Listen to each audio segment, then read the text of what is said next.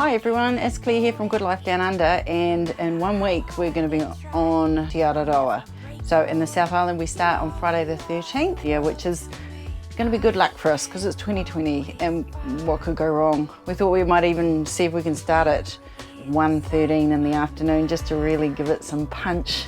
It's been crazy busy getting prepared, but I just wanted to do a quick gear list of what we're doing. So if you've got any questions about any of the gear, leave them in the comments section below and we'll try and answer as good as we can.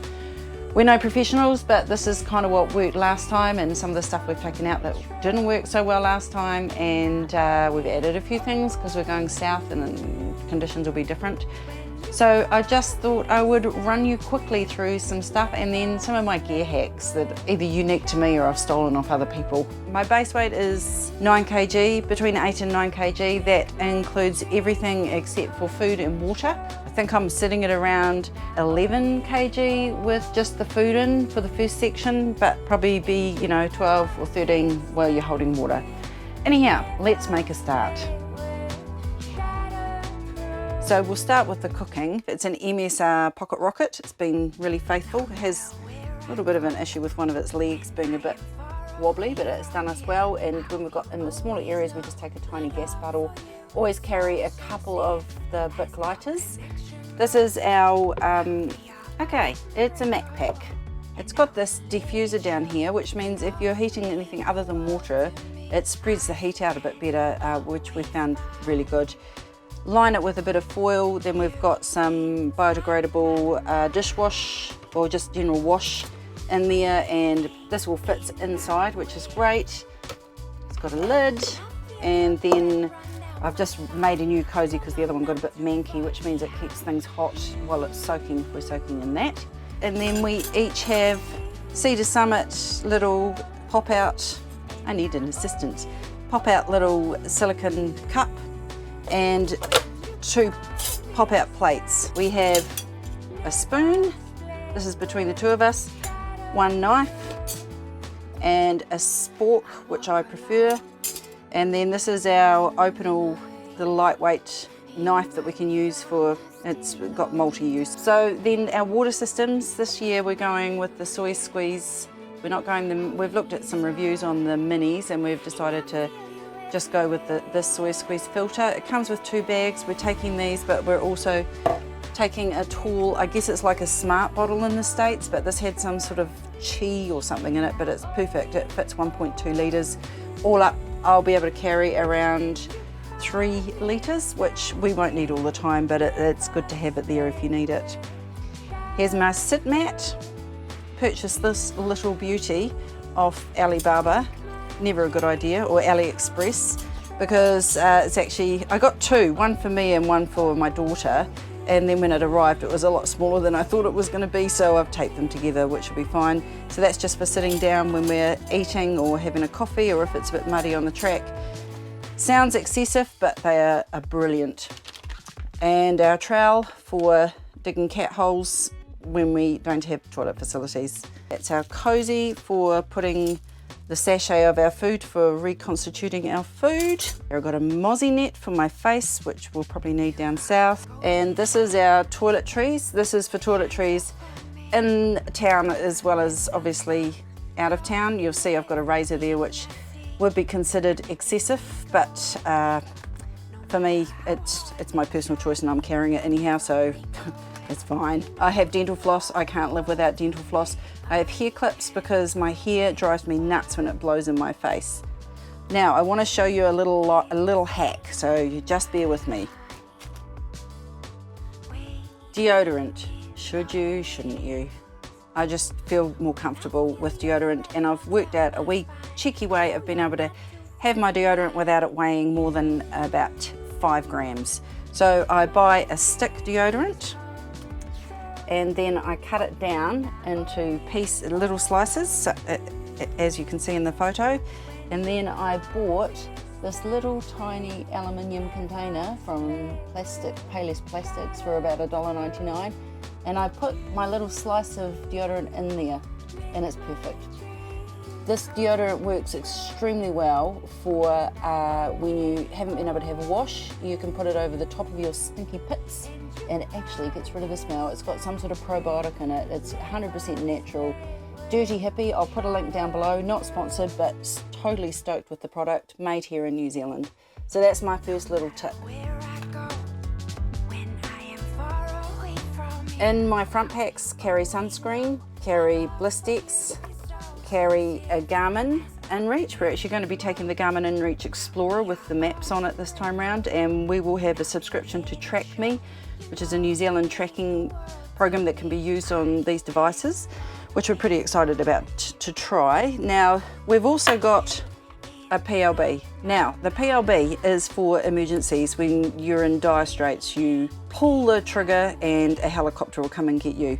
The thing we like about the Garmin is that we can actually contact somebody and say, hey, I've twisted my ankle, we're here, what should we do? Rather than pulling an alarm and overreacting. This here is brilliant for also letting people know that we're in camp, or if we're running late, or if we're safe, or whatever we need to do. It's brilliant. It saved our backside. When I got lost once, Kev was able to contact our son, and he was able to text me on the InReach to say, you are lost, Kev's looking for you, you need to do this. So that was brilliant. This is my headlamp, little lightweight thing, use it in the evenings. Little massage ball for helping with sore feet and sore muscle. This is our repair kit as well as our first aid kit. So it's got emergency stuff in here as well as repair kits for our Z-Pack tent and our sleeping gear. Just the basics, but enough, it's all we need. Gear hack number 2. These are what I refer to as my fluffies. I don't know whether you can see, but I've made them out of lamb's wool, and I've just glued Velcro to each side, and they go on the straps of my pack because I have really bony collarbones and they end up getting bruised and very painful. They just get Velcroed on my straps and they're against my skin, which has just been wonderful. And that is, I can say thank you to my dad who told me about that. If you get sore shoulders and bruises and you've adjusted your pack and all the weight's in the right place but you're still getting hurt, can't recommend making yourself something like that. I carry a journal. After losing my phone last year, I've picked myself up this waterproof Cedar Summit phone case holder that I can actually attach to my pack so it can't fall out. That was a lesson learned. We carry paper maps, just in case. We also rely on Guthook and also the fabulous new TA app, which has just been upgraded. Got my Swazi face mask, just in case, because, you know, 2020, who the heck knows what's going to happen. Sunglasses. This is my wallet. A lightweight thing, just enough to hold a few coins and a few dollars. Camp shoes, classy little Crocs, lightweight. Everybody uses these. Great if you've got a shallow river crossing, you don't want to get your feet wet, your shoes wet. This is my town dress. These are our quick dry towels, so that's a towel. These I've made because I didn't want to take wet wipes this year, so I just got the smallest of the Cedar Summit quick dry towels, zipped across with the sewing machine, made a little snap lock here so it can go on the dry on the side of my pack, and I can use that for everything you'd use a wet wipe for. Just some drink water out of your bottle to dampen it, and then wash your face or whatever in the morning or underneath your arms and everywhere else you've got to wash. These are our Swazi rain gear. You don't need your pants very often, but when you do, and you're so grateful for them. And these are so lightweight. They're the Rifleman range. They've got a zip down the side. They were brilliant. I probably wore them 4 times in the North Island, and they really saved my bacon a few times.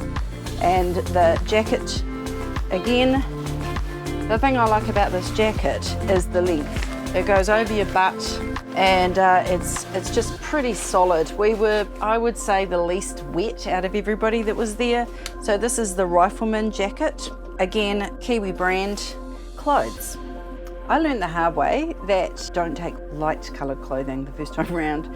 So I had bought some knickers from Kathmandu, you know, especially for the backcountry. But actually I just ended up getting a few pairs of jockey knickers. They dry really quickly, they're dark. You can jump in and have a swim with, it can look like bikini pants and you'd never know. I also got a black bra from Champion, a sports bra from Champion, and again, easy to look like a crop top if you need to. For women, as you carry on through the trail, your boobs will probably shrink to billy-o. When I got to Auckland, I went and bought myself a bikini top, and I wore it as a bra as well, but I sent one of the black bras home and used this, and it also meant, it fitted me a lot better by that stage. Socks, we talked about this in our shoe thing. These are in gingy toe socks, so I'll wear a pair of these, which is the little ankle sock, like that, with a pair of smart wool socks over the top, and that'll just help with protecting from blisters. Those two will abrase rather than my foot and the sock in the shoe. Shoes, I'm still going to wear my Asics Trabuco. These have actually got me from Auckland to Wellington, and they're not looking too bad, but I'll probably arrange a new pair to be sent to Hamner or maybe St Arnaud after the Richmond Ranges, because they'll be pretty shot up by then. I need to get some new insoles, but aside from that, I think they'll be fine in the meantime. Also, these are the little gaiters. These are Montaigne gaiters. They just Velcro on the back of the shoe and cover the shoelaces and help stop any grit or grime getting into the shoes. Also blister protection, which is great. It's not so much like the traditional gaiters that are going to stop you from getting cut up with spear grass and stuff like that. It's more about blister protection and keeping things out of your shoes. Another fabulous New Zealand brand, Opus Fresh. It's actually local here in Ohakune, and this is, they're like a neck glove, I guess. This here is fantastic. I wore one of these every day. This particular brand, I had another brand and it balled up and wasn't very nice. This is Merino. I wear it as a head scarf to keep the sweat out of my face. I wear it as around my neck as a traditional neck glove. I've used it in evenings when the camp has been too bright. I've used it like for an eye patch, and I will be using it also if I get caught out without a face mask. Hugely versatile, fabulous New Zealand company again. I'll put a link in the description below. So we've both got a hat each from there as well. We like to support local when we can. Just a North Face lightweight cap for keeping the sun off, and my grotty looking shorts that I wore last year. But they're great because they're shorts. There's no rubbing of seams. I didn't get any blisters. You don't get too hot. You can see where my pack's at. Hopefully it'll hold out. There's a bit of a split there. There's not many sports shops between Picton and Bluff that we're going to come across. It's mostly high up in the hills. So that's day wear. I'm also wearing a icebreaker top. This will be the top that I mostly wear. And these are my Patagonia trousers I wore last year. Evening. These are my little Enlightened Equipment booties. I have such cold feet and they just make my life heaven at the end of a long day. I also have a pair of long smart wool socks. These are also for extra cold nights. They're also for when we go into the mud, because I found the ankle socks, if you're in a muddy section such as the Longwood Forest will probably be, my socks seem to get sucked off when they're really low. So I've got one pair of long socks, which will mostly be for camp at the end of the day to put a cleanish pair of socks on, but will also be for the mud. Bed, I change my knickers. I've just got one pair of merino knickers that I wear just at nights, and then when I get into town I give them a clean, and a merino top. And I can swap this merino, it's an icebreaker singlet top. For an extra hot day I could wear this during the day as well. Merino's fabulous because it just doesn't get that stink factor. So where we can, we've bought merino, and you know, New Zealand does merino so well. Extra cold, pair of icebreaker 260 merino leggings for when it's extra cold or at night at camp. This is the top I wore last year, which is also icebreaker. It's got a zip and a collar, and that was lovely on cold days, also really nice and cozy when you get into camp and it's a bit chilly. I'm also taking one more, which is another brand again, a Kathmandu, a lighter weight long sleeve one, because we're going into high country and we just don't know how cold it's going to be, so that's just a lightweight long sleeve merino. Gloves, last season we didn't really need gloves apart from one area, and this year with being in the South Island again, we're not risk not having gloves. These are icebreaker gloves. They can be used as liners or just for a bit of warmth if it's a little cold. They've got the sensor tip so you can still use your phone for navigation. And then for super cold days, these go over the top. They're outdoor research and they're windproof. They're not 100% waterproof, but I don't want them 100% waterproof because your hands will sweat and then you'll get cold and they'll be wet inside and out and take longer to dry. So these just go over the top of those and they're super cozy. Happy about that. Oh, my puffy jacket. This is a Patagonia hooded puffy. Oh, sorry, not Patagonia, North Face hooded puffy. Electronics. This is probably my extra weight.